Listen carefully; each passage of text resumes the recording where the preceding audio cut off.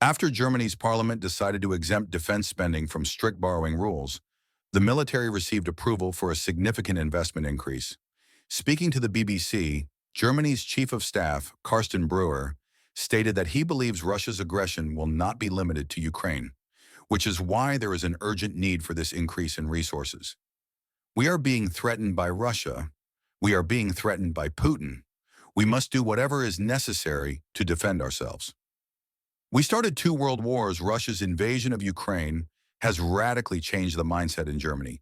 For decades, people have been raised with an understanding that rejected military power due to Germany's past wars in Europe. Marcus Zeiner from the US-based think tank German Marshall Fund said in Berlin, "We started two world wars. Even though it's been 80 years since the end of World War II, the idea of Germany not being involved in conflicts is ingrained in many people's DNA. Germany's goal to become Europe's military power." The country's military had long complained about a lack of funding. However, even today, some remain cautious about anything that could be seen as militarism. Germany's Russia policy. Germany had a specific policy regarding Russia. While Poland and the Baltic states warned against getting closer to Moscow and increased defense spending, Berlin, under former Chancellor Angela Merkel, believed that doing business with Russia could change the situation. Germany thought it could democratize Russia through the process of osmosis, but Russia took the money and invaded Ukraine. As a result, in February 2022, Chancellor Olaf Scholz announced that he would invest 100 billion euros into the military to counter war instigators like Putin. However, General Breuer says that this investment is insufficient. It only allowed us to fill the potholes on the roads. The situation is quite bad. Unlike Germany, Russia has been making substantial investments in weapons and equipment for both the battlefield and the arsenal. He also highlights Russia's hybrid warfare practices, ranging from cyber attacks and sabotage to unidentified drones targeting German military facilities. Do EU leaders unite against Putin's war?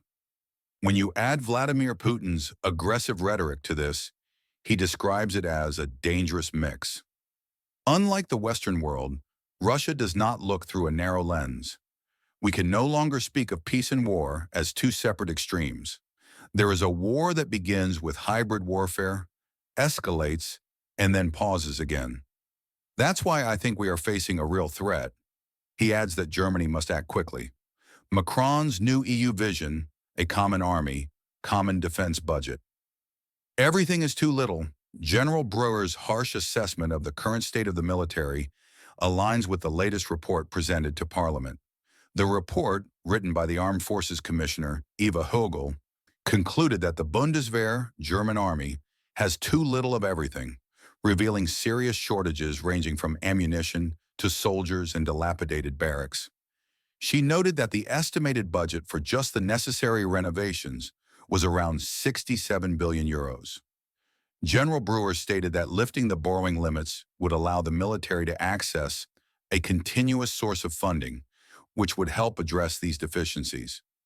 This historic step was quickly implemented by Friedrich Merz, who is expected to replace Chancellor Scholz.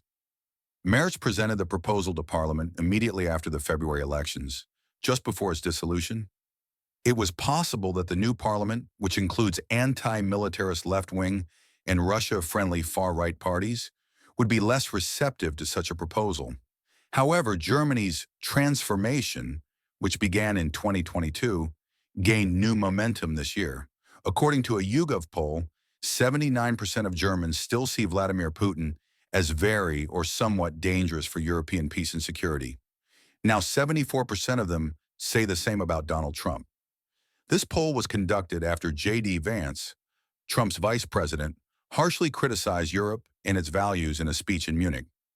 Marcus Zeiner says, "This is a clear sign that something fundamental has changed in America," and continues, "We don't know where America is headed, but the belief that we can fully rely on the U.S. for our security no longer exists." European Commission President Juncker, the need for a European army leaving the past behind. In Berlin, the traditionally cautious approach to the military is rapidly disappearing. 18-year-old Charlotte Kreff says her pacifist views have changed. For a long time, we thought we had to pay for the horrors we committed during World War II by making sure it would never happen again. And we believed we had to be free from the military for that, says Charlotte.